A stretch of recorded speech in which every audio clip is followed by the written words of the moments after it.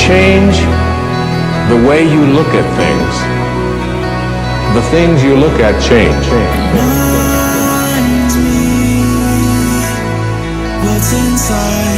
What exists, reality itself, is gorgeous. It is the plenum, the fullness of total joy. The universe is a celebration. It's a fireworks show to celebrate that existence is. Wowee. For those of us seeking a life of meaning and purpose, capturing fulfillment in every moment of now, seeking the truths of our reality so we can live this life to its fullest. This is the Live This Life podcast. I'm your host, Heath Cummings. And I'm your co-host for the day, Alexis McQuillan. We're here to inspire you to ask yourself the question every single day. Are you living or are you killing time?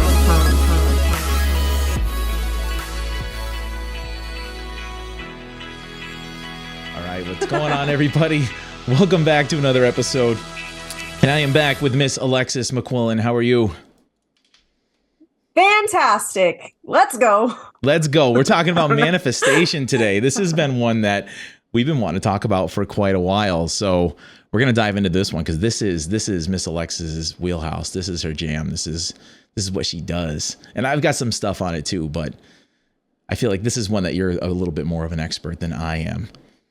Yeah, but I really do feel like you're probably a master manifester.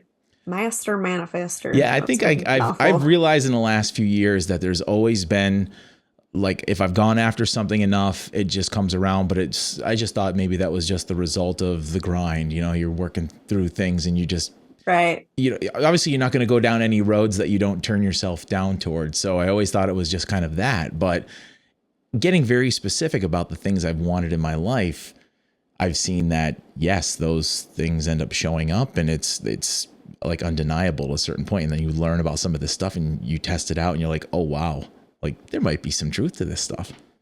Yeah, I don't know why. Like, I've always had that feeling about you. I'm like, I bet he just manifests stuff, like anything like that, which is really cool to have that ability, because I think a lot of people maybe struggle because they get in their head so much about what they want. But it seems like you're just like, I want this thing, I'm going to get it. Mm-hmm. Which there's manifestation that takes place within our actions. Yeah. Which I know that you have something about that. Anyway, go ahead. No, I've realized that about myself. And I think what's fascinated me about this subject even more was just I've seen it from the 2020 view, like down the road. Like I look back and then before I even knew any of this stuff was even a thing. And I'm like, oh, like, wow, damn, there were some things that I said I really, really wanted in my life. And I've pretty much gotten every single one. With a few little exceptions. I think there's a few exceptions that they were really not going to lead to good stuff. If I would have gotten them, I would be nowhere near in as good of a place in my life as I was. So I think I was being maybe a little sheltered, to divert myself away. But yeah, I feel like our authentic self, our higher self, or, whatever you want to call that, there's a piece of us that actually knows where we're going, and it's our guidance system, even though our mind kind of gets in the way and gets muddled of like what we truly desire. So what you're saying right there, it's like we could say, our spirit guides or the universe or whatever, put down this wall or put up this obstacle so we didn't get what we thought we wanted. But I think maybe we already internally know from the start we don't really want this thing, and so we're creating those obstacles ourselves. Yeah. And I always found it interesting though, because I guess I want to approach this from a skeptic's point of view, because I still very much believe in it, and I actually try and coach people towards it every once in a while. But there's things that come into our lives that aren't desirable. So how do we stop ourselves from those things that actually come up? Because I'll talk about that as an example, but that's something I'd like to dive into it as far as this conversation goes at a certain point, is how do the bad things that do show up that we were responsible for manifesting, how come we didn't block those, But I guess the argument could be made that maybe those things were needed for a significant portion of our evolution, right? I think so. I 100% think so. I get where you're going though, because it's a pretty complex subject, and there's still things within that subject. Like, I wouldn't even consider myself an expert in this because I still question some of those things. It's like, there's some fucked up shit that happens in the world to us. And I balance on that. I lean back and forth because it's like, I do fully, I guess I can't say fully because I question it still, which I think is a good thing.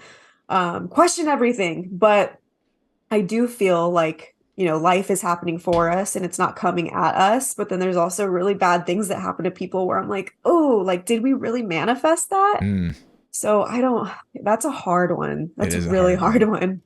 So, Maybe that's where my humanity comes in.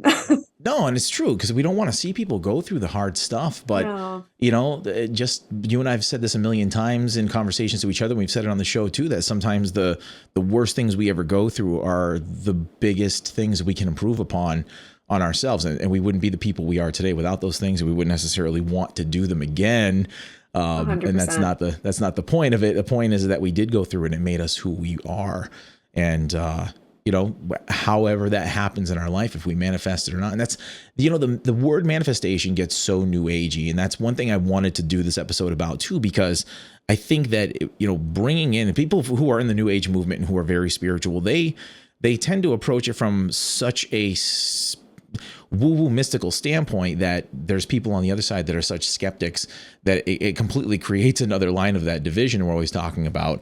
But it's really nothing that needs to be that complicated, needs to be that mystical and woo-woo. It's basically just a simple explanation of bringing something into our lives that we desire or that we want. And like we said, sometimes it's something that we don't necessarily want, but we bring it into our lives by basically dominating our thoughts and beliefs about a certain thing. And that's often how I feel that shows up. I mean, I guess that's a quick version of defining manifestation. Yeah. And another way for maybe the people that are more, spiritual or like the woo-woo stuff or whatever, even though I really don't feel like this is woo-woo, but I would say, I wrote this down because I love this explanation, but it's like the frequency and the vibration, which is the energy one expresses, is the frequency and vibration that is returned. So whatever we're expressing, mind, body, emotion, and spirit is what is received. Just another way of like looking at it, which you said it perfectly. It's like what is dominating those, 4 areas. Yeah. Say the 4 areas again. So it's going to be mind, body, emotion, and spirit. That kind of goes deep, but it's true.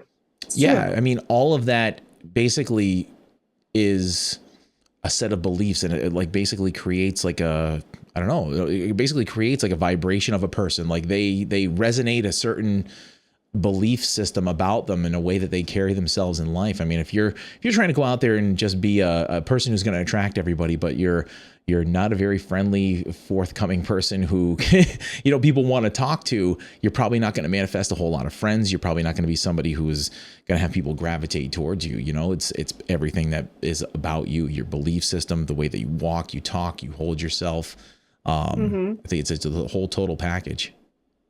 Oh, 100%. I mean, another thing too is like, if you're a happy person and you're super grateful and you wake up and like you're in that energy, it's like life is an echo. Like we are echoing that out in existence. And it's true, right? Like if you're in a great mood, don't you feel that like really magical and beautiful and amazing things happen throughout your day and within your experiences that otherwise probably wouldn't look that way if you were in a shitty mood and treating everybody else around you that way? Yeah. It's true. Yeah. Yeah. So the same thing happen. Like what we're getting at is the same thing goes for manifestation. Like if you're in a specific energy, you're going to manifest, whatever vibration you're in. Which I know we talked about this before, but it's like there's so much information out there on manifestation, and like you're like, what? Like what's like how do I do it? Like what's the trick? What's the magic pill, Right. And that's so difficult because I really do think it is different for everybody. And people will pay good money for that magic pill, give me the Yes. how, give me how it's done. And people pay a ton of money, and there's people who've made massive careers off of supposedly telling people the how it's done, but they just keep them coming back for more seminars. I've discovered that about some of those people who are in the business of law of attraction and manifestation. Totally. Yeah. I feel like when I've been in the headspace of like worry and stress and like, oh my gosh, how do I change my circumstances? How do I manifest a different life? Or, I want things to be different. I realize when I'm in that space, it's very difficult for me to learn, or it was very difficult for me to learn manifestation on an experiential level because I'd read stuff and I'd be like, logically, that makes sense, but why am I not manifesting anything? But the thing is, because I was in worry and stress and I was constantly searching and what's the thing that's going to change my life and how do I manifest, I was in a need state. And so I wasn't able to really understand how it works. Does that make sense? Yeah, very much so. And before we go too far, I want to jump into something real quick, because I caught something that you had said, and this is a pattern that I've often had to talk people out of. So let's dive in real quick to Alexis. Let's talk about something that you have historically not been good at, that you feel like let's talk about something you feel like you're not so good at right now. Anything. I know it's tough. If you can't think of something, that's fine. Oh, I already know where you're going with this. I would say my biggest insecurity and something that I really don't feel I'm good at, which I'm gradually getting over, is speaking. Okay. I'm going to be like upfront, vulnerable, and honest, guys. Like, I feel that I sound so dumb all the time. Which obviously you don't, because we wouldn't have picked you to be on the show if not. But no, but I mean, you actually caught yourself in it before, because it's the self-talk, it's the self-speak, it's your self-beliefs is what's going to manifest into your life as far as how you carry yourself. And a minute ago, you were talking about something and you said, I'm not good at, or I used to not be good at, which is always a great thing to say. If you've historically not been good at something in your life, but you want to be good at it at some point. If you always want to be bad at it, then make sure you always say, I'm not good at speaking, because then you're always never going to be good at speaking. You're going to constantly have that self-belief, that self-talk, and you will never manifest the skill to actually be a good speaker. There was a certain point where I used to get absolutely terrified in group board meetings when we'd just be in like a department meeting, I would say even like 10 years ago, and we'd just go around a table every 2 weeks with people I see every day at the water cooler or the coffee, the break room. And we get around the table and I would get like anxious when my turn was up to talk about certain things that I had going on or whatever. And that's completely shifted to me being in front of hundreds, if not, like I've been in front of a room of 1,000 people before doing a public speaking. It's like, if you're always saying, I'm not good at this, and it's something you want to be good at, it's that language that's always going to perpetuate what you're saying. If you're saying, I'm not good at speaking, you're always going to not be good at speaking. If you say, I've not been good at speaking in the past, and I'll tell you right now, you are good at speaking. You've done a great job. I hear more compliments about you when I'm out in public about how your contributions to the show and everything. So, it's a matter of self-belief, and it's something that eventually you'll got to realize. You'll gain the confidence in yourself and realize how good you are at what you do, and that's going to manifest more of that. So it's that self-belief. Sorry to cut you off there. This is like kind of in line with that, because you brought up something really interesting. I was speaking with a CrossFit coach the other day, and I was like, it's so funny. Like, I went mini golfing with the whole family, and my nieces, like, they're such poor sports. Like, they get so angry because they're not good at golfing right away. And like, it's just like so bizarre. And she said to me, Alexis, that's a good thing. I'm like, wait, what? She's like, that's a good thing that they're poor sports and they're making it a big deal that they're not good at this one thing. She said, because that means that when they do find that thing that they really want, it doesn't matter how bad they are at it, they're going to want to keep going and going and going until they get the thing that they really want the most. And so I thought that was like fascinating, because I'm like, actually, yeah, I was a poor sport at all kinds of stuff when I was younger, but there are specific things that I want to be better at. I want to be better at coaching. I want to be better at speaking. And bringing it full circle back to the manifestation, it's like, I have brought you into my life. There are several other great speakers that are in my life for a reason. I've manifested those people so I can develop this skill. Mm-hmm. Boom! And right there is more affirmation of how good you are with your words. With your words. No, but this is something that gets completely commercialized, and that's one thing that's bothered me so much about it, because I feel like there are so many simple steps that people could take, and there's such a small gap between where people come from in saying nothing good ever comes to me in my life. I don't know how to manifest anything good. It's those self-belief, the self-talk that's always self-defeating, where I hear this one all the time is, oh, my luck, and they'll say something bad, knowing my luck, blah, blah, blah. You have to stop speaking those kinds of things. And that's just one of the most basic baby steps of the sort of the intro level of knowing everything about how to manifest and what that actually means. But it starts with all of the internal belief. And that goes all the way back to even some biblical stuff. And I'll dive into this super quick, is that there were certain portions of the Bible that were completely removed. There was 45 books or more that was taken out back in like 325 AD. I talk about it all the time. As Council of Nicaea, basically an emperor determined what powerful stuff was going to be removed. And people who are very religious at this point, they will still defend it. They still defend it. And this is what sort of killed the Bible for me in its current format, and why I will actually go back and look at some of the older texts and read some of those rather than the version of whatever was modified back then and a couple other times, major times since then.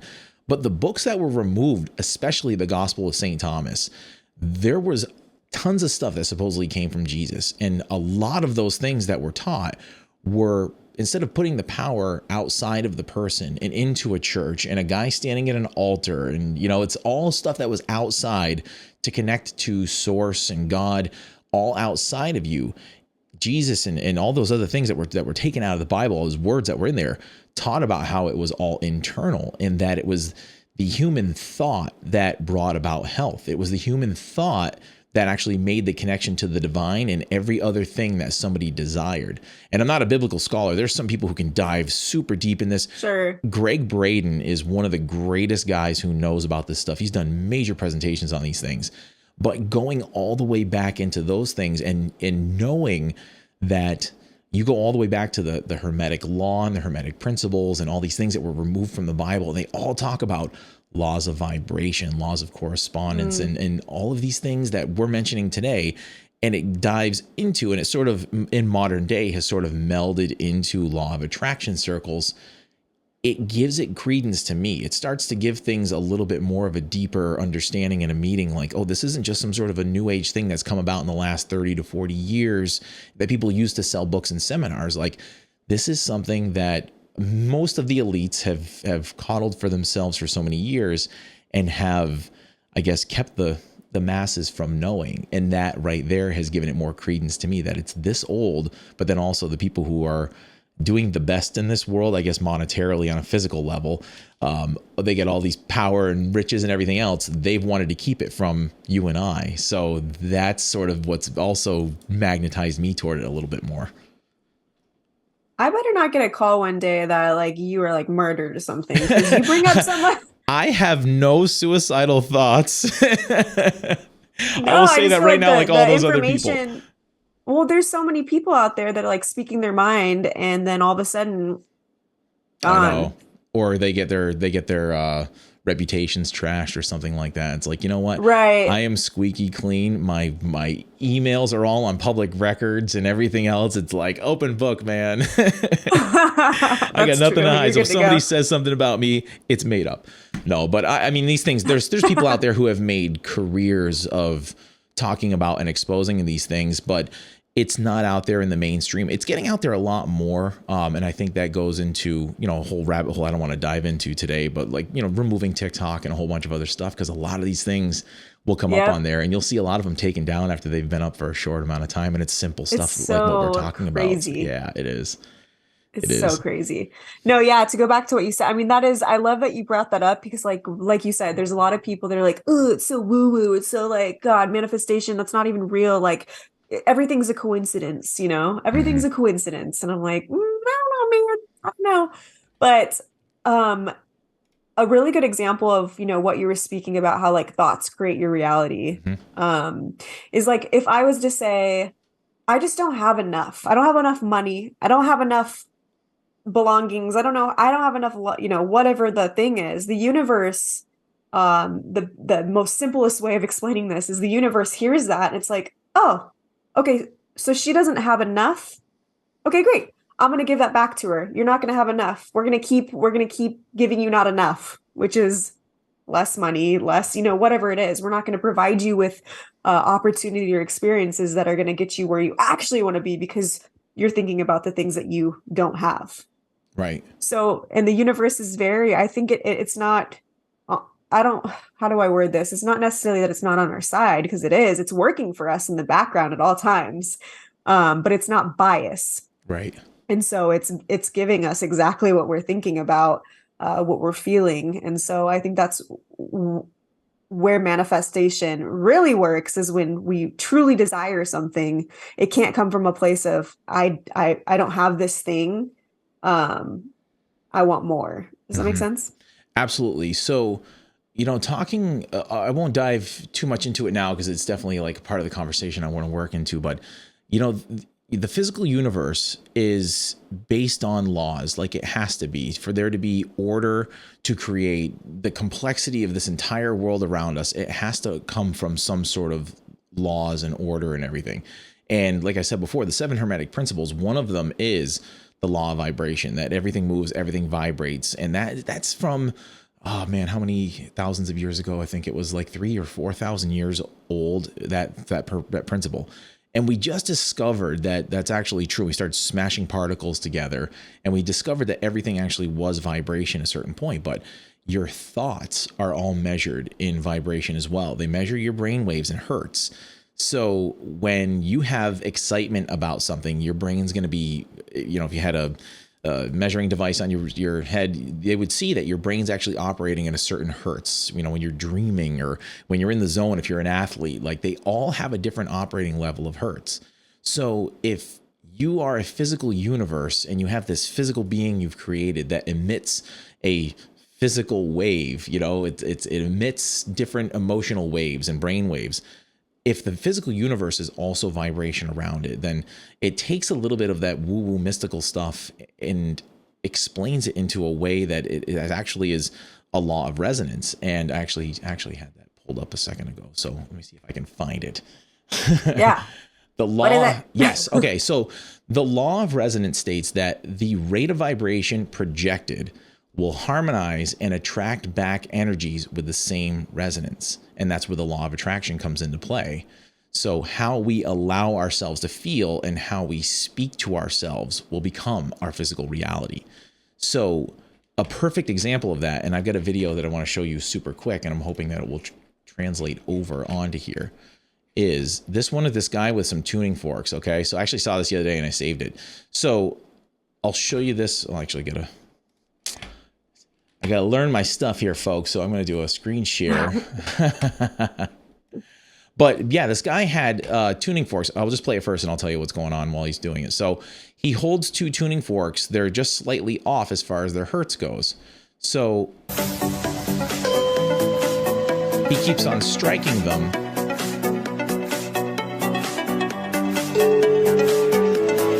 And I'll play it again. I'm going to mute this so I don't have to yell over it. But so basically, he's got 2 tuning forks near each other, and one of them is mounted, and it has a couple ping pong balls up against it. And when he strikes the one tuning fork without the ping pong balls don't move against the other one. Then he pulls one out to the same tune as the other one, and then as soon as he hits it, it's not even touching the tuning fork. It basically vibrates it in the air, and because the 2 things are the same resonance, it moves it. So you can actually strike a tuning fork not near another one, and because they're the same resonance, it will start vibrating without you actually having to physically touch it. But if they're not of the same resonance, they won't affect each other. They will not ring. So that physical example right there of just bringing something that is in resonance with something else and just showing that physical reaction will create, or the non-physical contact will create a physical reaction to something else that's in resonance. I saw that when I first learned about some of the laws of attraction and manifestation and stuff. And I was like, that's actually super fascinating. That gives it a scientific credence on top of learning about the law of resonance as well, where you take what I just said and place that into the example I just showed on the video. And for those of you who can tune in, this will be available on YouTube as well as Spotify. So if you want to see the video version, go jump on one of those if you're just listening to the audio version. But it's cool stuff. You can look it up yourself. It's not anything that Alexis and I are making up. That's really, really cool. Man, it kind of reminds me, I don't know his name, I don't know the experience, I can't remember what it is basically, but I'm sure you've read about it. It's basically an experiment with a classroom of elementary school kids, and um, they put basically like a bottle or something of ice, and the kids would walk up and they'd say, I hate you. And then in the other one, they say, Yeah. I love you. Do you know what I'm talking about? Yeah. And then the ice, that where they would say, I love you, would crystallize into this beautiful formation. And the one where they would say, I hate you, it would be really, dark and muddled, and there'd be no crystal, beautiful formations. I think that is the right experiment that I'm thinking of. It But either is. way, you get the point. Yeah, There's it's all tons of those out resonance. there. Yep. It's we actually have somebody who's going to be lined up in the next few weeks that's going to talk about there's been a lot of experiments since this particular profound study that was done, but Dr. Masaru Yamoto, I believe, I'm probably butchering his name, but it's something close to that. He did this study, and it's called the Study of Water, I believe is either the book or the documentary. And he did it in a very formal way where he played different types of harmonics. He played heavy metal. He did all sorts of stuff in low frequency vibration, and then froze. He did it near water, and then he froze the water, and it would freeze in these like really, non-symmetrical, ugly shapes and forms and stuff. And then he would play Bach and Mozart and say, I love you, and play very harmonic, resonating tunes. And they'd freeze, the crystals would freeze in these just beautiful ornate patterns. And it Yes. was literally the same exact water. So that's just a perfect Yes. example of what frequency and vibration does. Yeah, so same thing, different experience. Yeah, it's the Yeah. exact same. It's incredible. Or even like writing it down on a piece of paper and taping it to the bottle or like the water. Yeah. That is mind blowing. Like I can understand thought or like words or saying things out loud. But the writing them and putting them on there, like that just blew my mind. Yeah. I mean, But it goes to show, hey, it's like, what are you saying to yourself? What are you speaking to existence? Because everything, I mean, if I really think about it, the universe, my life, all my experiences are a direct reflection of exactly what state of mind, like I said, mind, body, emotion, spirit I am in. It's all a mirror. Can you think of something in your life that at a certain point, whether it was when you were a kid or maybe even in the last few years, can you think of something that you did not once have at one time and you were like, I really want this thing and I'm going to make it come into my life, and you have it now? Have you experienced that where you've defined it, you've set your compass there, and you've literally gotten it? Oh yeah, tons of times. I mean, the biggest two times, I remember hating my job and then being in like, well, I can either sit here and just complain about it or I can do something about it. And so I went and worked for this guy, and I was like, man, like I really, really would love to sit on the beach on my computer and be able to work from wherever I want. Like, I don't want to have this 9 to 5. I just want to work from wherever I want when I want. And I made that happen. It happened for me. I went from working from a gym for a gym owner, and then he somehow was like, you know what? I think I want to coach gym owners. And then he's like, I'm going to take you with me. And literally a year later, literally on the dot, a year later, I ended up working from wherever I wanted, all over the United States, on the beach if I wanted, which actually like sucks. It really does. It doesn't even make sense. Like your computer gets hot and the sun is blazing, you can't see the screen. Like, but I was visualizing that and it happened. And then another one just recently, I think last year, I was like, I would love to wake up in the morning, create, whatever I want to create on my business, work on graphic design. I want to be a part of a community, and I want to work out if I want 2 hours a day, if I wanted, whenever I want. And guess what's happening? I wake up each day and that's exactly what I do. I'm able to be creative. I'm able to work whenever I want. And sometimes I do work out 2 hours a day. Like I'm actually focusing on my health. So I was very detailed about that, but I let it go. And I think that's why it came into existence. I was just literally thinking about this last week. I'm like, holy shit. I didn't think about it at the time, but I completely manifested this because I was thinking about it last year. Yeah. Now, Pretty insane. Did you go through a process of like writing it down or doing anything to define? Like, did you heavily define it, or you just kind of threw it out there? I threw it out there because and the reason why I think it happened, even with the last thing, is like I truly desire it. And I think that's what, I mean, I don't think, I know that manifestation has to come from true desire deep in our being. I really, really wanted to just be able to work on my health and get in really good shape and work out whenever I wanted. And I also really desired community again because it had been years since I did CrossFit. And so now I'm in a CrossFit community and I'm around people all the time. I also wanted to be creative throughout my day, and I'm doing that exact thing. Like I truly desired these things.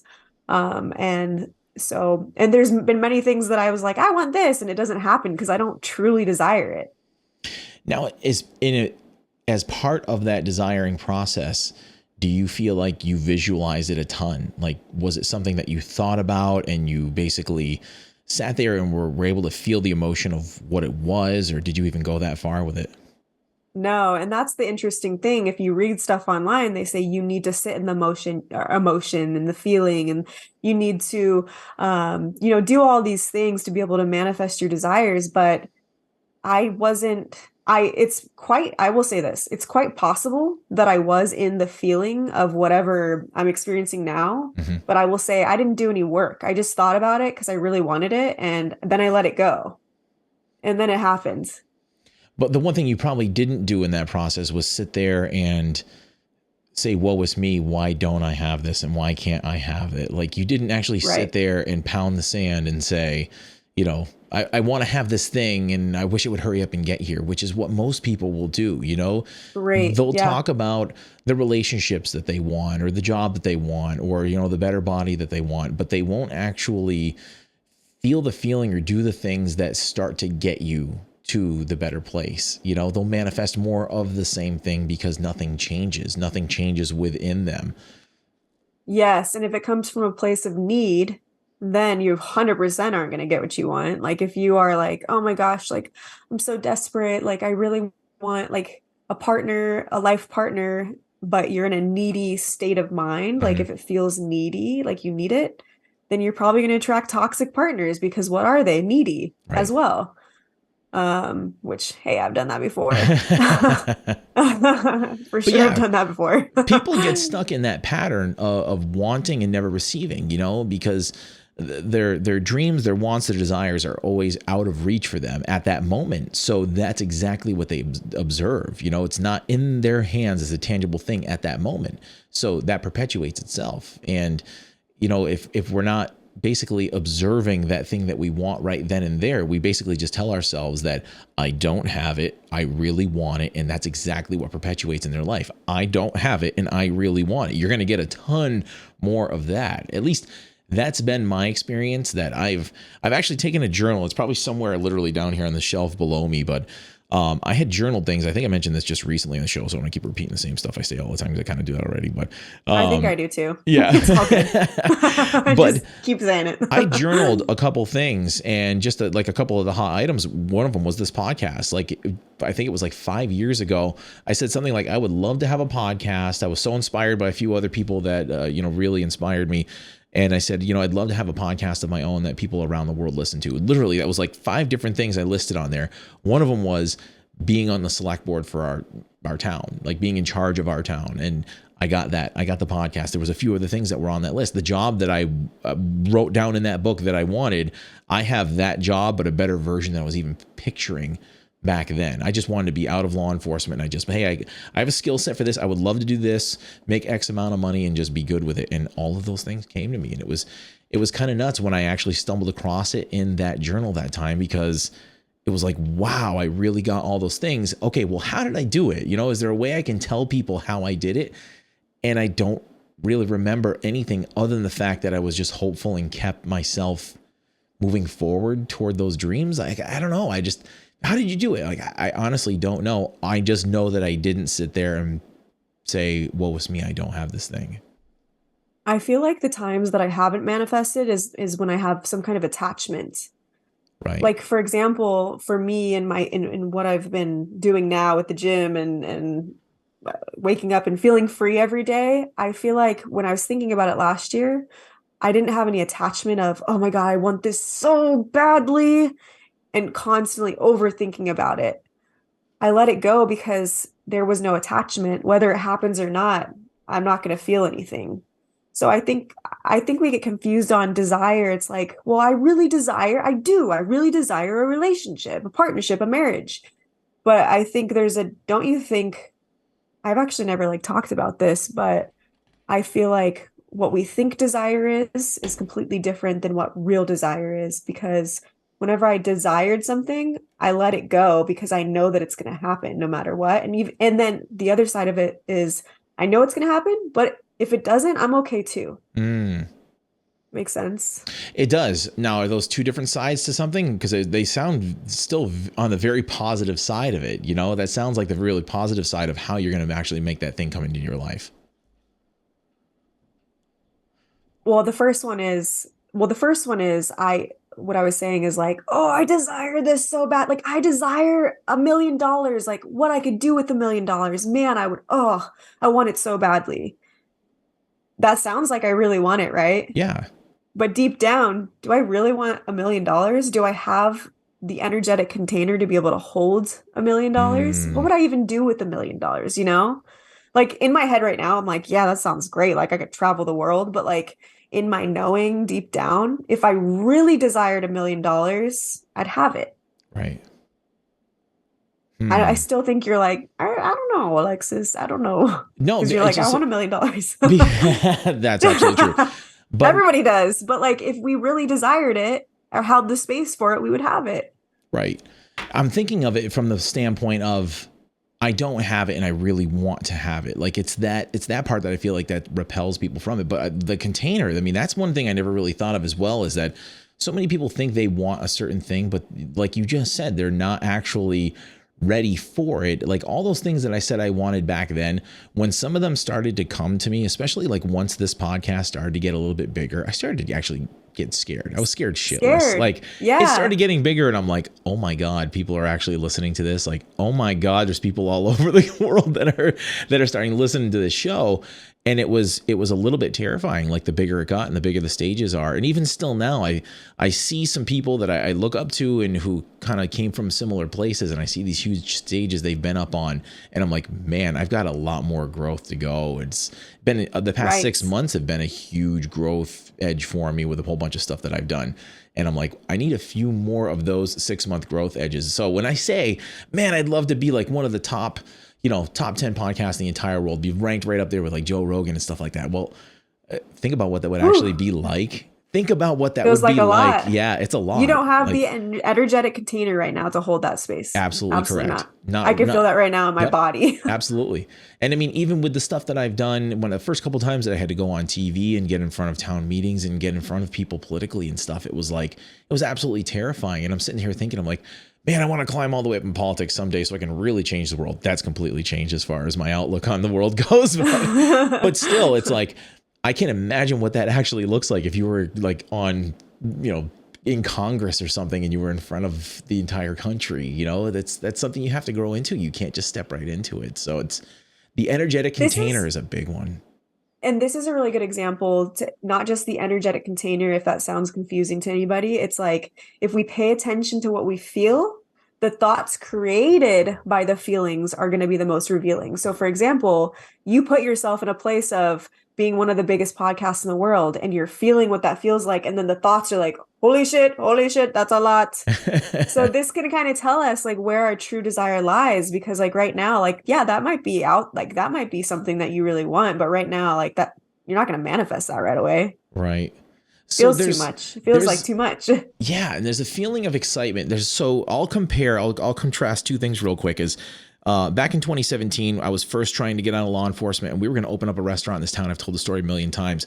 That was one of the most terrifying prospects to me. And I still to this day can't figure it out. Like my kid loves to watch this show Bar Rescue, where they go into different bars and they're awful. And this guy that's an expert goes in and fixes them up and gets them on a good road. I see some of the stuff that they go through and how they don't know how to run a business, and it terrifies. It still to this day gives me anxiety of like, oh my God, I'm so glad that didn't work out. But of course, at the time, it was like one of those things that we kept trying to make it happen and kept getting more expensive. And eventually we had to give up on it. It was after like probably 7 or 8 months worth of grinding and spending thousands of dollars. It ultimately didn't come about. But it was the greatest thing that never happened. I did a whole episode on this thing because if that came around, my life would have been miserable. But everything about that venture terrified me and nothing excited me about it. It was just a different job that I was trying to make. It was something that I was going to, family business, hand it off to my kids someday. Like, it all sounded good, but not one bit of it excited me. It all terrified me. So, and ultimately it didn't come around. And I thank God every day it did not come around, because it just, although it could have been fun, it just wasn't for me with all the other stuff that I like to do that I wouldn't be doing. So it was one of two significant things in my life that didn't come about, but it was for my highest good. And it ultimately led to such a greater version. And I think it's because I really wasn't a resonance of it. The other one was actually police work. When I was really young, I had a huge friction and had to go into this big court battle and have an administrative battle with a couple of higher ups on something that I stood up for. And that ultimately pushed me out of wanting to become a full-time cop and go in the career path that I was going. That's when I divided off and went in a different division. And if it weren't for that, I would have stayed in that career and probably just ended up a completely different person and a whole different area, a whole different way of life, So at the time, I'm like, why is this happening to me? And shaking my fist at the sky. But ultimately, it led to something that was absolutely awesome. It's such a greater trajectory, a greater road, So it's something that my heart wasn't in at the same time back then. So I can kind of see how that would manifest as well. Like, my heart wasn't in it. So therefore, what steps did I take back then that magnetized the conflict that I had that ultimately pushed me? You know what I'm saying? It was weird. Yeah, I feel like there's a difference between like resistance and like fear that holds us back, and just like straight up our body telling us, yo, like, you don't even want this. Like, why are you moving forward? I feel like it feels different, but I think that comes through experiential understanding and being aware. Like, right, everything that happens in our life and that comes through conscious awareness, which at the time you can't beat yourself up because you were fully not aware of what was happening. You were aware that you were fearing, right? And it didn't feel good, but you weren't aware of like, oh, I don't really want this. I've heard something similar in an interview of a woman who was kind of an expert on this stuff. I totally wish I would remember what her name was, but she talked about it in the context of a runaway bride. So like a woman who just ran away at the altar on her wedding day, or just didn't show up to the ceremony or whatever, that a majority of the women that she had talked to in a similar situation knew from the moment she was getting proposed to that it sounded good, but this wasn't the guy. It wasn't the situation. And then the day came, and it's like, as the day got closer, they could just literally almost feel like their body vibrating and shaking to the point where they were either physically ill or just knew that this isn't how you're supposed to feel. You're supposed to feel happy and elated. Like, it's the same thing with the two job ventures I just mentioned, all the way up to something as serious as marriage. Like, you can tell when it's not something that's in resonance with you and you're disharmonious with it to the point where you have to take off on your wedding day. I have something written down. I thought I wrote it down. I'm like looking for it because I was like, man, like I wrote this down and it was so freaking good, but I don't have it written down. But basically, like exactly what you're saying, and that is a beautiful, beautiful story because it's so true. It's like basically what I wrote down was like, pay attention to how you feel because that will lead you into what you really want. Pay attention to what feels good, right? Right. Like that, the bride, like they know this doesn't feel good, but this is not like I'm afraid of commitment or whatever, because you wouldn't be at that altar if that was the case. It's like, no, like I know that this isn't right for me, because our body always tells us. I have a question for you though. It's like, I feel that there is people who have, I think this all comes down to mechanics and something that I've learned within human design, but I feel like some people have the mechanics of loose versus detailed manifestation. Yeah. So for example, I know I'm a detailed manifestator. Manifestator. Why can't I talk? A detailed manifester, meaning I can say, I want a painting that is like Picasso, but it's not like Picasso. I want a house that's in the middle of the painting, and I want there to be turquoise ocean underneath, whatever. Why is that the first thing that came to mind? That's weird. And all of a sudden I let it go. I go to the store and I'm like, oh my God, I literally like that's detailed manifestation. I Right. get exactly what I want. I think that you are like that as well. I, Yes and no, because I'll well, kind let of me just, hold on. Let me explain loose and then you tell me. okay. So that's detailed. I get exactly what I want, or whoever the manifester is. Then there's loose manifestation of there's people out there that may be like creating a full checklist of exactly what they want in a partner. And then somebody strolls into their life and it's way better than they can ever have imagined. Yeah. And I actually have many friends in my life who are loose manifestors where they're like, yeah, I thought I wanted this thing and I put it out there, but I got something way better. And I like literally couldn't have visualized that in my life. Right. So for you, like, do you feel like you're loose or detailed? So I think And with for all of you out there, like really think about that because this is important, which we'll get back to, but go ahead. Sorry. yeah, no, like that's important for everybody who's out there listening to this, because I mean this is something that a lot of people will actually pay for coaching for. So, you know, all you guys are getting this at a You're getting it free. bargain rate here. No, but like this is what I feel like is one of the bigger hangups in people's lives. And they see people like me, they'll see things that I've got going on, the things that I've accomplished and blah, blah, blah. But, you know, ultimately I have set my course in a certain way. And I was very detailed, I think, at certain points. Like I've even been detailed down to what I'd like my relationship to look like at certain times when it wasn't looking so good, you know? And it ultimately, when I wrote down those things, something better did ultimately come about, but it was also an inspiration for me to take certain steps of, okay, well, here's what I'm saying, what I want out of this thing that I want my relationship to look like. What of these things are in my control and what other ones are not? And when I started to take action on the things, because that's a big piece of this manifestation stuff that a lot of people don't talk about, that we'll talk about towards the end, is the action item. Because the universe isn't just going to be like, oh, that's what you want, and then it's going to show up on your door in an Amazon package. Like, no, it doesn't happen that way. Although sometimes you can stumble into a store and find a pair of shoes that you were obsessing about or something, right? Or an insurance check in the mail. Yeah.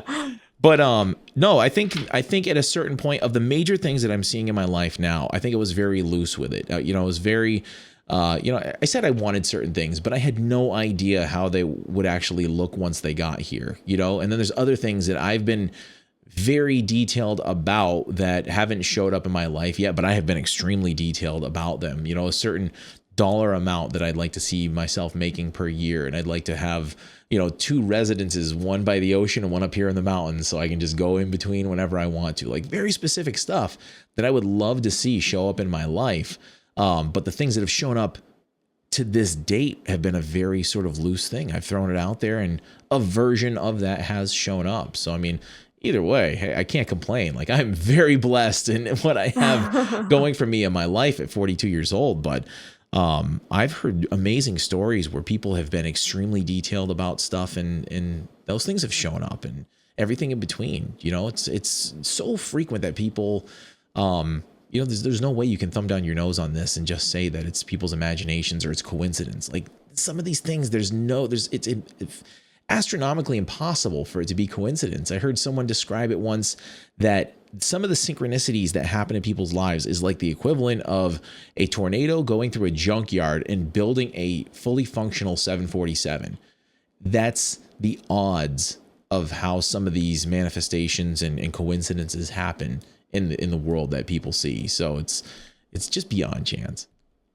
Yeah, for sure. And for anybody that's listening, that's like, sometimes when you look up angel numbers, it says you're manifesting your thoughts at a rapid rate. And I would say one of the numbers, if people look at this not as a coincidence, is number 111, not 1111, but 111. That's typically like, hey, dude, like you are like, pay attention to your thoughts. Pay attention to your thoughts, because we are manifesting at every moment of the day and we have to be very aware of what that is. So that's coming in for me right now. I know that's a little off of what you were just talking about with loose and detailed, but that's really interesting what you say, because maybe it isn't about I'm a detailed manifester and he's a loose manifester. Maybe it's more of like we can go in between, because I'm open to that as well. I like knowing that like, hey, I'm a detailed manifester and I better be very aware of what I'm manifesting, because I had an incident 2 years ago. Very long story, but basically I had thought about it for a while of like the type of man that I wanted to manifest into my life. And I had this the checklist of all these things. And this person came in and I got talking to him and I'm like, oh my God, I feel like I manifested you. Like you are literally everything I've thought about. But the kicker was I also manifested a narcissist. So he had all these other qualities that like I wasn't detailed about, you know? So he had, you know, all these amazing traits and all of these ones that he needed to work through as well. But that's a good example of like, hey, like if you're detailed, you better get real detailed because yeah. Oh, and careful going back what you to the ask Metcon for. shoes, I think we talked about this in the last episode. It's like the black Metcon shoes. For anybody that didn't listen to that one, I basically was thinking about how I really wanted these weightlifting shoes and I wanted them to be black, but I didn't want to go to the store and pay $120 for them.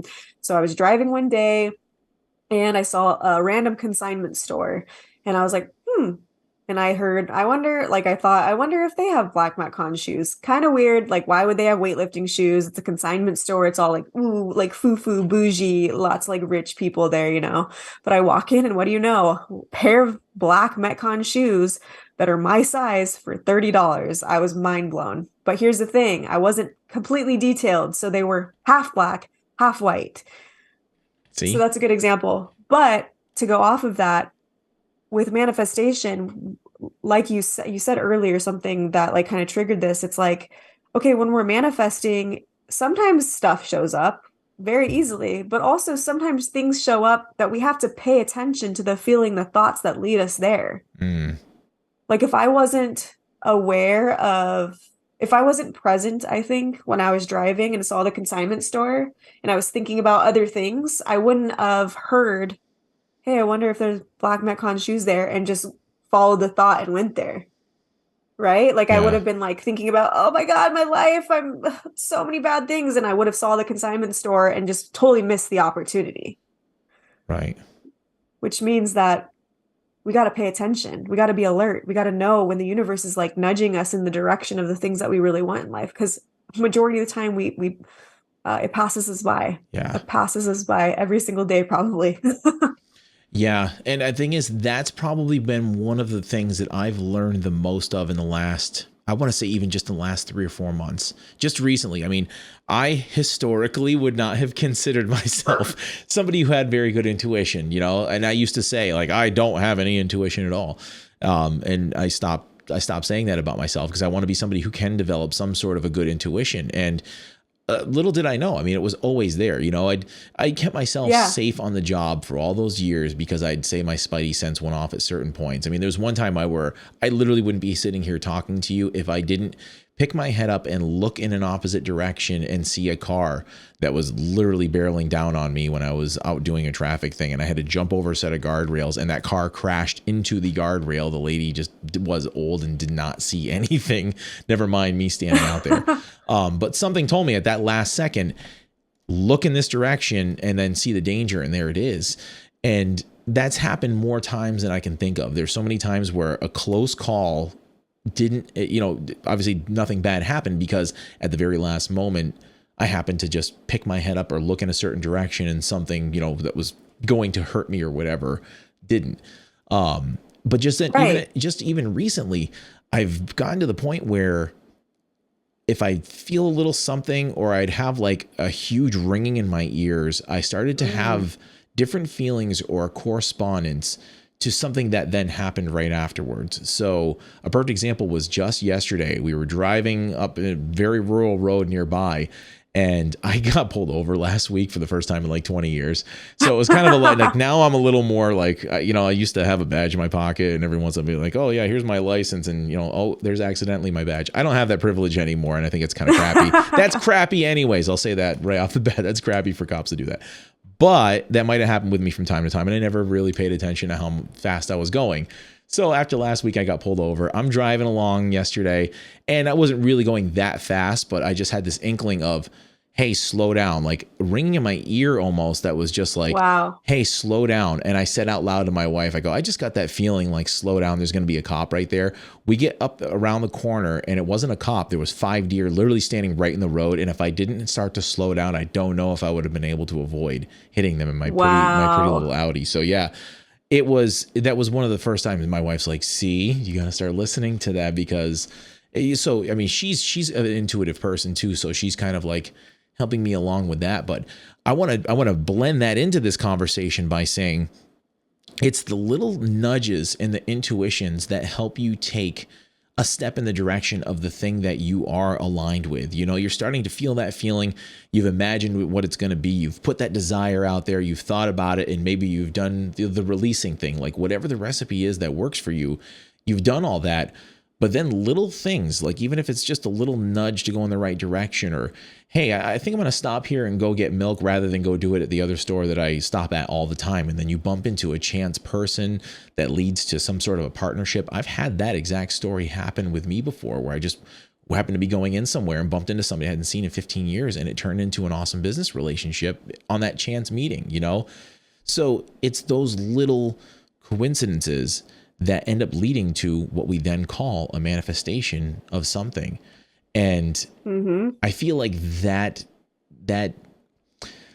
gives it a little bit of a less of a woo-woo experience, but also at the same time is a woo-woo experience, because you're tapping into an intuition.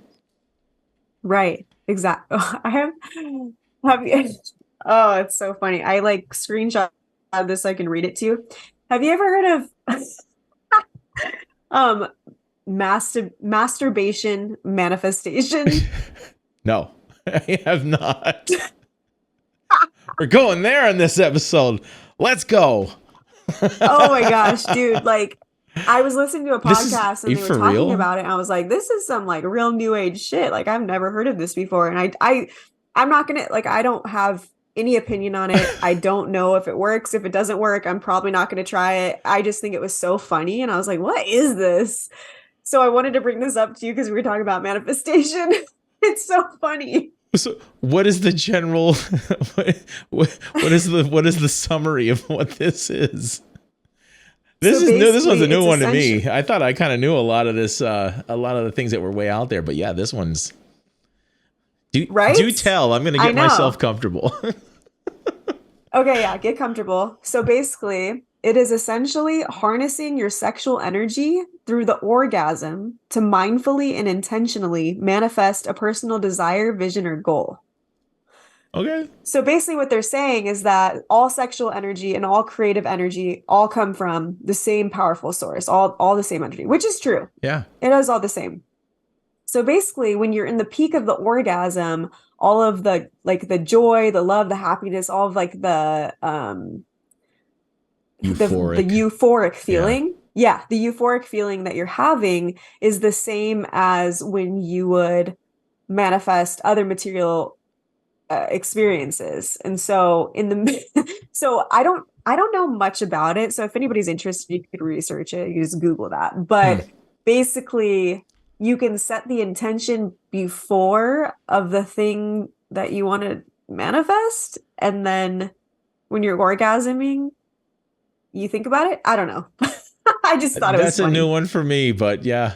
I mean, that goes all the way into like Kama Sutra and stuff. I mean, there's stuff that goes back into like esoteric teachings and, you know, old school stuff that talks about things similar to that. So, I mean, yeah, Hey, who knows? If it works, who knows? You know. Seems like a lot of work. Seems like a lot of work to me. Yes, there was actually, let me see if I can do a screen share, because this one actually ties in. I got a couple things that I wanted to share before we go, because I actually saved them and they were valuable, but I keep on shrinking my screen, so screen share is hard. This one right here. So this was one that I thought was valuable. So this is a picture of Albert Einstein, and it basically says that everything, my screen's overtaking it here. I can read it. There we go. Everything is energy, and that's all there is to it. Match the frequency of the reality you want, and you cannot help but get that reality. It can be no other way. This is not philosophy. This is physics. And that was something that Albert Einstein Wow. said. And I know I've seen that quite a few times. So I actually looked it up to make sure it was an actual quote that he said, because sometimes they'll put these memes up and it's not something that's legitimate. But I mean, that there's a lot of people who are in that realm of, they're in quantum physics, or they're extremely intelligent intellectuals, but this stuff is no mystery to them. Like, this is something that's been around for a long time. It's kind of been in the circles of, Freemasonry and Rosicrucians. Like, there's, the Kabbalah, the Kabbalion, they study these things for so long. So it's no mystery, and everybody's talking about it now. And these people have known this stuff for hundreds, if not thousands of years. And it's pretty cool that it's making the mainstream, but I still feel like there's just a lot of fluff out there, but there's also a lot of stuff that is almost, I guess, misleading, that keeps people in that perpetual cycle of never actually bringing about what it is they want into their lives. I agree. And I think there's so much fluff and like so much information out there from people. I don't want to like bash anybody because like I don't think they're aware, or maybe they are. That would be shitty. But yeah, putting information about things that they don't fully experientially understand, which is unfortunate because a lot of people look at that information and see it as this is what is the truth. But I love that you brought in Einstein. Like, I think everyone can respect that man for who he is and see him as a very intellectual and also scientific person. And so the fact that he didn't say manifestation because we coined that, whoever coined that word, but I think that's incredible because you're right. It has been going on for centuries. I was in a conversation with somebody. I was like, oh my God, like you totally manifested that. And they were like, I don't believe in that. Like, it's a coincidence. And I bet if I would have pulled up that quote from Einstein, they would have been like, well, let me think about that. Maybe it is manifestation or whatever you want to call it. But it's so frustrating. It is, because the word itself, it sounds so out there and woo-woo, but it's really nothing. It's literally just bringing about something into the physical, and it can actually be something not even physical that's in your awareness. You can manifest an illness, and I guess that is a physical reality. But people, Dr. Joe Dispenza talks about how people can manifest illnesses all the time. They manifest healing all the time. The placebo, I used to know these statistics on the back of, like, having it on the back of my hand, but when they develop a medication, they will do a placebo, they'll do a sugar pill, and the percentage of people who actually get healed from taking the sugar pill versus the people who get healed from the supposed medication, there is a measurable percentage of people who exhibit mind over matter. They manifest the opposite of illness. They heal themselves and actually get better based on their thoughts and beliefs that they're taking the medication. And the same thing goes for illness. People that are hypochondriacs will literally manifest certain things. They will manifest different symptoms of different diseases, and it is literally psychosomatic. They manifest an actual illness. So, you consider you're doing that to your own body. What else is possible? Exactly. And also, if you think about, I don't know, just to bring this into it, but like, think about religion, or maybe religion's not the best example, but or cult leaders, and they're like, I can heal you with my hands. Right. And these people, either they're actually fully blind, or actually, can't use their legs, and then all of a sudden this cult leader gets in their head, and then they start believing it, and then they put their hands on them, and all of a sudden they can walk. Like, whoa. Yeah. Mind blowing. It's but that's a manifestation. Crazy what our thoughts can do, right? And the word manifestation is just created such a buzz around it that it will immediately turn people off. There might be people who don't listen to this episode just because it's going to have that word in the title, but ultimately it is something that everybody can apply to every part of their life and start becoming a little bit more self-aware, in the little nudges and different ways that they can maybe define or loosely define whatever it is that they say they want. And the little parts of how that's going to come into their life and manifest will start to be there. I mean, if you wanted a car, this is the best example that I can think of that happens to everybody. When you go to buy a new car, all of a sudden you go and get it, you test drive a car, that's the one you want to buy. And if any sort of time gap goes by, or even after you buy it, you start seeing that car on the road all the time. It's just basically become something that's now in your awareness that wasn't there once before. And I can make that argument that that is what a huge part of what manifestation is that you are now putting it into your perception, your field of awareness, that you're able to look at the signs and avenues in life that that thing is going to come to you that you wouldn't have seen if you didn't otherwise have your eyes open. You know, if you hadn't defined it or loosely defined it, those avenues just wouldn't be something in your perception, but they were always there. You know, there was this Beautifully said. There was something that I did that it was a great visual representation. I'll put something up on the screen right now, but Claude Monet was a great example of how I used the levels of perception to sort of open people's eyes to the fact of perception. That you could look at an entire array, and I got this from working in the art museums, that you can look at a whole array of Monet's paintings, and the early ones were very beautifully painted, very defined, impressionist paintings where you had a lot of color. And then as the years went on, they got grayer, and the colors seemed to just sort of blend in together. It wasn't a huge color palette. Well, you can look at those paintings right there and just maybe say, like, here's where his younger paintings were, here's his older paintings. He just kind of maybe got lazy when he got older, or, you know, just didn't care anymore. No, he painted exactly what he saw. And when he got older, he developed cataracts. So I think he had some sort of a surgery on one of his eyes, and it completely messed up everything the way he sees. So he'd even start to paint the same paintings with one eye closed, and then paint the painting again with the other eye closed, and he would see a completely different color scale.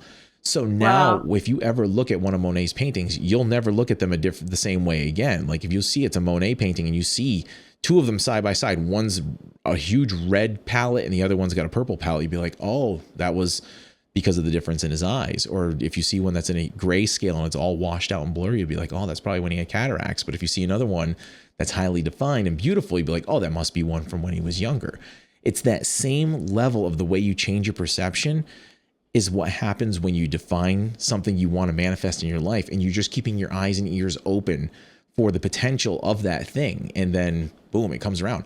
I guarantee you could trace back how you ended up at that CrossFit gym. You defined it, you said you wanted it, but you could probably roll yourself backwards, that once you said, this is something that I think I would love to do, the opportunity presented itself and you went into it. Like if you didn't define that, you might have glazed over that opportunity without actually going into it.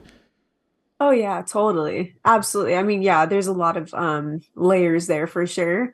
But to go back to your point, like earlier you were like, we're gonna get into action. And I think that also we can't manifest we talked about this before. We can't manifest things typically without action. And we can't manifest things typically without let me back up. For example, somebody that wants to own their own successful business, they need to take action and develop skills first to be able to manifest a successful business. Or what's another good example? Because that's not like the best. That's not like, not everybody can relate to that. Relationships. Because people will manifest the wrong people all the time. Yeah. So a good example of this is like you need to take action on doing the inner work, and whatever it is. Let's say you're codependent, doing the work, taking the action and doing the work. Man, I'm struggling. You do it. You do it. You take over. But I get what you're saying. Like you actually have to take actions when it's necessary to, because the universe isn't just going to deliver something on your plate. It's not going to just show up without some sort of an action item. I mean, even with the jobs that I said I wanted and the things that I've said I wanted in my life, or even doing this podcast for an example, like I could have said that, but it required going to get an iPad to process some of the sound stuff. It required a microphone, it required, I had to sit there and practice and record myself to the point where I didn't want to puke listening to myself on with the audio. It required a whole lot, and you have to take those actionable steps. Otherwise, a podcast wasn't just going to end up on my lap. I wasn't just going to all of a sudden end up in front of people. So thank you. It requires something. And that's a part of the recipe that more times than not, people will leave off. And I have heard the experts say like, oh, you have to take action, but it has to be inspired action at the same time. If you're always doing something and you're feeling like you're forcing it all the time, it's not going to be something that is just like what we talked about, like with the jobs or the restaurant that I was trying to start, like, yeah, I could have grinded it out. I probably could have made that thing start if I would have got myself into debt far enough. It wasn't Sure. what was meant for my highest good. So, and this podcast has changed in its format from what I originally had envisioned to where it is now. You know, it's the inspiration that comes along with it. It's the same thing with relationships. The same people manifest the same exact person in a different form. And I always pick the wrong girl or wrong guy. What are you looking for? You know, what is it that what is in your perception that you're looking for in a partner? Because you're probably picking the same exact traits and therefore you're ending up with the same exact person. Your action item there, pick some traits that are going to give you what you supposedly say that you want. You know, your actions have to match your words. Yes, 100%. Thank you. I'm like, I'm getting tired. I don't know what I'm saying. No, you said it perfectly, especially with the podcast and the relationships. I mean, exactly. And so for people out there I think we need to wrap this up, but for people out there that are like, okay, so how do I manifest? Listen back the entire podcast because there are so many different, I think we gave a lot of different, I wouldn't even say clues, like we straight up were just like handing the information to everyone listening to this and like how to manifest. But my advice, I don't know actually, I'm really curious what your advice would be too. My advice would be don't focus so much on manifestation. Right. Like truly, like just don't even focus on it. Just live your life. And if a desire comes up, what needs to happen to get to that desire without attachment, without an end goal, without whether it happens or not, like being okay with that, because that's where a lot of our true desire comes from. I think when we place too much emphasis on, I'm going to manifest this thing, and hey, I might change my mind a year from now. I might be like, you know what? I have a whole different way of thinking about manifestation. But at the moment, I feel like anytime that I've manifested anything, it's because I'm not thinking about it that much. Right. And I think the key word to leave out of the recipe is desperation, because people will try to manifest from such a place of desperation. And trust me, guys, I've been there. I have been desperate to leave certain jobs. I have been desperate for certain things at certain times. And you get to the point of almost impatience, and all you're focusing on is the fact that you don't have it. You're not focusing on the little actionable steps, the little nudges, the things that do come up in front of you. You're not paying attention to it because you're so focused on the thing not being there that an avenue opening you up to get to that destination is passing you by every second of the day because you're just focused on the fact that you're not there. So 100%. You're just riding down that highway of life without paying attention to the exit signs. Like, hey, this thing, what you want, it's right here. Oh, well, you just missed it. There's another exit. You're probably going to drive right by it because you just focused on, why am I not there? So good. That's great advice. Yeah. And I'd have to say, chill out. Exactly. Chill out is one of the best things. And, I have to say this, though. It's different for everybody and it's different for every single situation. And I guess that's where I would have to make the pitch where if, it depends on what you're looking for. It depends on who you are. It depends on what your life situation is.